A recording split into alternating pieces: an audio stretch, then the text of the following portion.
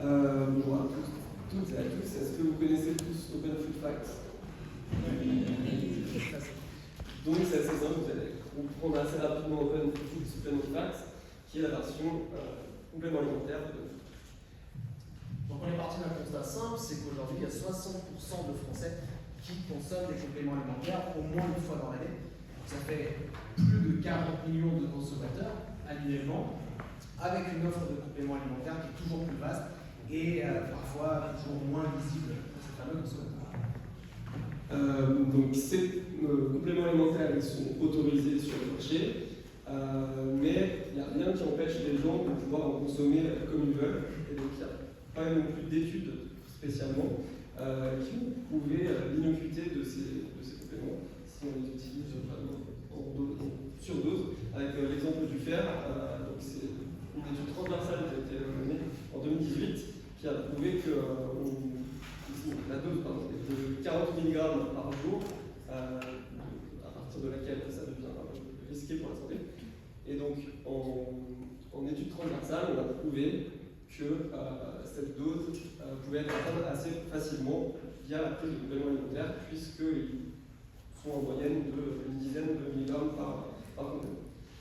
Vous allez me dire peut-être que les médecins peuvent avoir un rôle là-dedans dans cette prévention, mais on s'est rendu compte également qu'il y avait une difficulté pour les praticiens d'analyser cette consommation de compléments alimentaires de la part de leurs patients au cours des consultations, et que cette problématique pouvait être simplifiée de manière assez simple.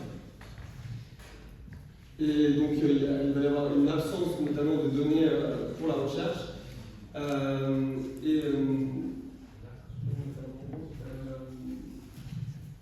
Une absence de données pour la recherche, et donc l'objectif pour nous, ça va être d'explorer l'impact sur le long terme des compléments alimentaires pour désamorcer un potentiel risque pour la santé publique et donc pour ses consommateurs. Et donc on a besoin d'enrichir cette base de données, et on va vous expliquer comment juste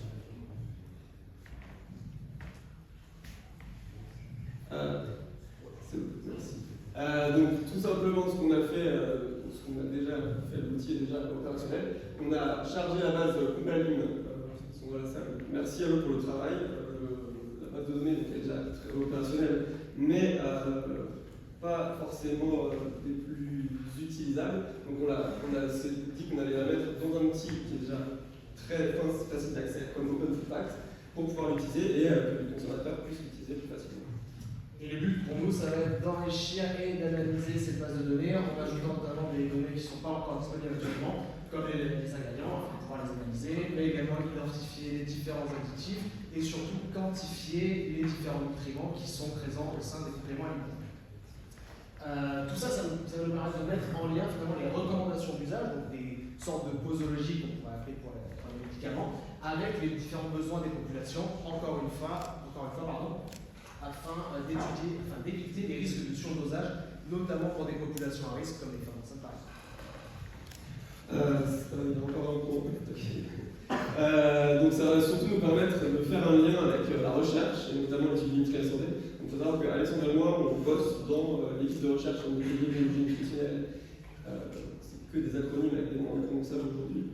Donc on travaille sur l'étude nutritionnelle santé qui a déjà fait des parallèles, qui est une web de 180 000 personnes environ, qui a déjà fait des parallèles entre la nutrition et la santé, notamment dans le cadre récemment des additifs, donc pour notamment les nitrites qui ont été associés avec les cancers et le diabète de type 2 qui a été associé aux édulcorants.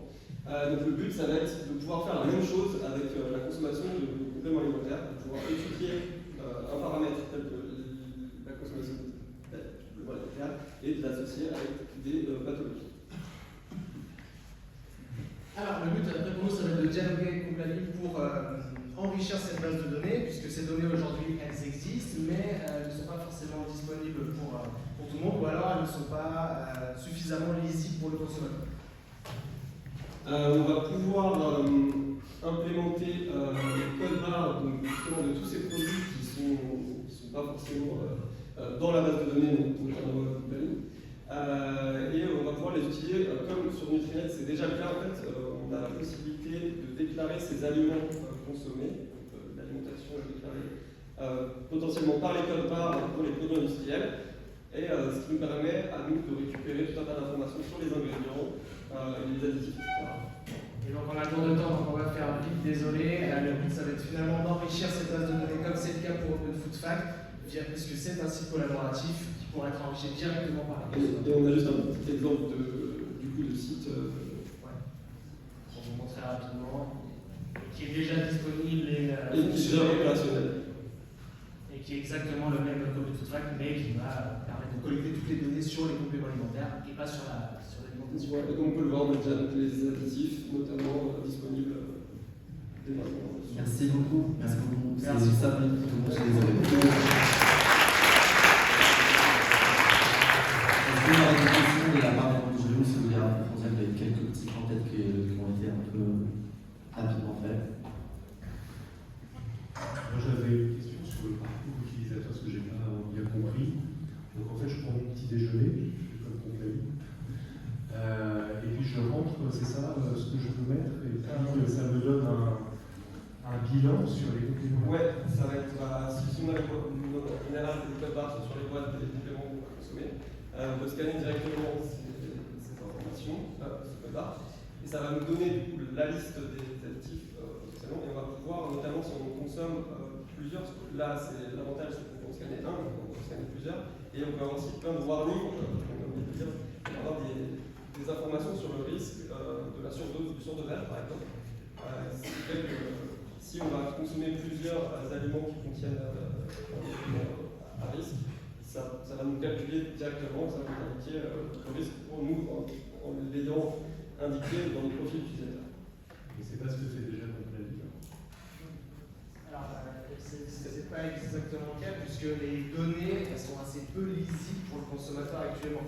On a la possibilité de télécharger cette base de données. Malheureusement, il n'y a pas la quantité des nutriments. On a discuté avec eux, elle est disponible, puisque lors de la mise sur le marché des compléments, ils sont obligés de donner ces données, du coup.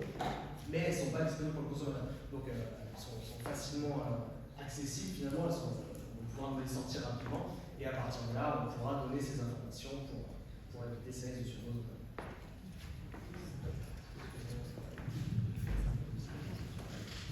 Vous avez parlé d'impact pour la recherche. Comment vous voyez l'utilisation des données récoltées dans un cadre de recherche et en lien avec les politiques de santé publique? En fait, c'est surtout sur la recherche longitudinale que ça va nous aider. C'est que pour l'instant, là, on peut ponctuellement estimer les doses d'additifs et d'ingrédients des différents compléments alimentaires. Mais ce sera vraiment d'avoir, comme sur Nutrinet, on a maintenant les informations sur une quinzaine d'années sur des déclarations potentiellement compléments alimentaires ou d'autres paramètres. On peut vraiment avoir sur le long terme connaître l'impact en fait, des compléments alimentaires sur la santé. Ce qui actuellement est difficilement quantifiable. Parce qu'aujourd'hui, ce travail-là de collecter les données, on le fait, mais c'est très long, c'est très fastidieux pour nous. Alors que si on avait un outil comme ça, où les participants à notre étude pourraient directement scanner les compléments alimentaires qu'ils consomment et nous donner la quantité, nous, on n'aurait pas besoin de collecter toutes ces données et on pourrait y avoir accès très très facilement. Et surtout, le marché des compléments alimentaires, c'est un marché qui évolue très rapidement. Beaucoup de nouveaux compléments qui arrivent tout le temps. On pourra avoir une mise à jour et un suivi, ce serait vraiment optimal. Sachant qu'il y a également des produits qui sont reformulés, donc qui changent de valeur nutritionnelle, donc on pourrait avoir encore une fois un suivi au final et voir une évolution. Comme c'est fait sur le Food Fact actuellement, même l'évolution de Nutri-Score est peut-être suivie en temps réel par les utilisateurs. Merci beaucoup. Est-ce qu'il y a d'autres questions? Merci beaucoup pour la présentation.